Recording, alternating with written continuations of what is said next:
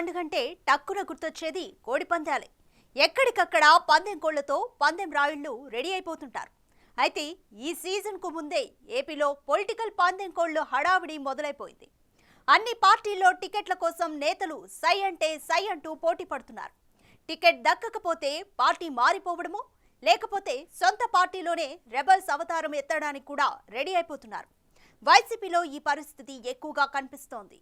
ఇక టీడీపీ జనసేనల పొత్తు నేపథ్యంలో వివిధ నియోజకవర్గాల్లో రెండు పార్టీల నేతలు పోటీకి సిద్ధమవుతుండటంతో రాజకీయం రసవత్తరంగా మారుతోంది.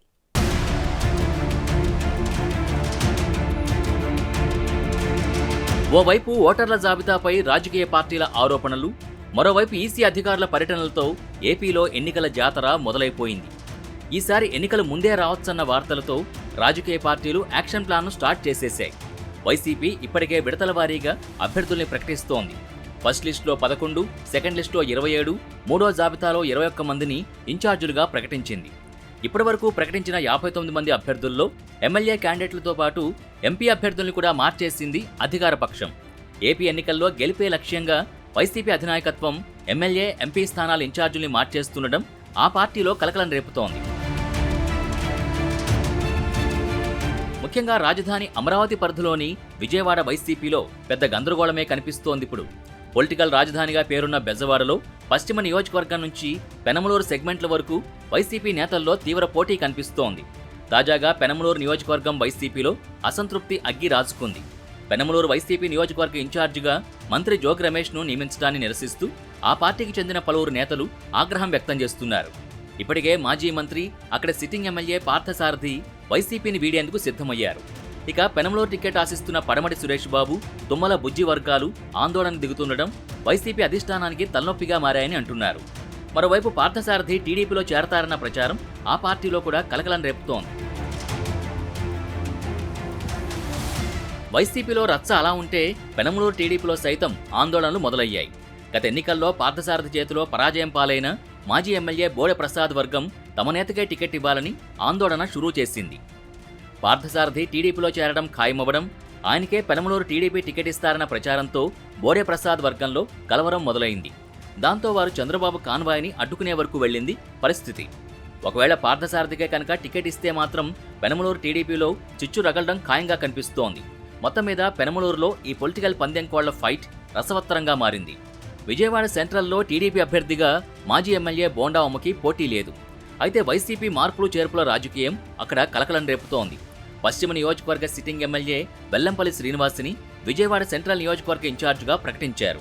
ఆ ప్రకటన చేసిన కొన్ని నిమిషాల్లోనే central sitting MLA Malladi Vishnu అనుచరులు రోడ్లపైకొచ్చి ఆందోళన నిర్వహించారు. దాంతో మల్లాది విష్ణు తీవ్ర అసంతృప్తితో రగిలిపోతున్నారు. ఆ క్రమంలో ఆయన తన సొంత గూడు కాంగ్రెస్లోకి తిరిగి వెళ్లే అవకాశాలు ఎక్కువగా ఉన్నాయని అనుచర వర్గం అంటోంది. అదే జరిగి కాంగ్రెస్ అభ్యర్థిగా విష్ణు పోటీలో ఉంటే వెల్లంపల్లికి కష్టాలు తప్పవంటున్నారు. మాజీ మంత్రి వెల్లంపల్లి శ్రీను విజయవాడ సెంట్రల్కి షిఫ్ట్ అవడంతో పశ్చిమ నియోజకవర్గ వైసీపీ టికెట్ ముస్లిం వర్గానికి చెందిన షేక్ ఆసిఫ్కు దక్కింది. ఆయనకు నియోజకవర్గ సమన్వయ బాధ్యతలు కట్టబెట్టారు జగన్. పశ్చిమలో గెలిచి జగన్కి గిఫ్ట్గా ఇస్తానంటున్న ఆసిఫ్కు వెల్లంపల్లి వర్గం ఎంతవరకు సహకరిస్తుందో అనుమానమే అంటున్నారు. మరోవైపు వెస్ట్ సీటుపై జనసేన, టీడీపీలో తీవ్ర పోటీ కనిపిస్తోంది. అక్కడ మాజీ ఎమ్మెల్యే జలీల్ ఖాన్ కూతురు షబానా ఖాతూన్ గత ఎన్నికల్లో టీడీపీ అభ్యర్థిగా పోటీ చేసి ఓడిపోయారు.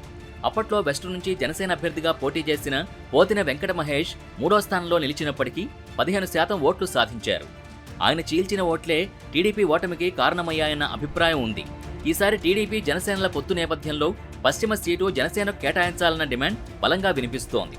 ఒకవేళ అక్కడి నుంచి పోతిన మహేష్ పోటీకి దిగితే జలీల్ ఖాన్ ప్రత్యామ్నాయం చూసుకునే పరిస్థితి నెలకొంది. ఇక విజయవాడ తూర్పు నియోజకవర్గంలో సిట్టింగ్ టీడీపీ ఎమ్మెల్యే గద్దె రామ్మోహన్ని కాదనేవారు ఆ పార్టీలో ఎవరూ లేకపోయినా వైసీపీ క్యాండిడేట్ పైనే సస్పెన్స్ కొనసాగుతోంది. ప్రస్తుతం అక్కడ వైసీపీ ఇన్ఛార్జిగా వ్యవహరిస్తున్నారు బొప్పన భావకుమార్. అయితే అక్కడి నుంచి పోటీకి దేవినేని అవినాష్ కూడా ప్రయత్నిస్తున్నారు. అవినాష్కి తూర్పు టికెట్పై జగన్ హామీ కూడా ఇచ్చారన్న ప్రచారం ఉంది.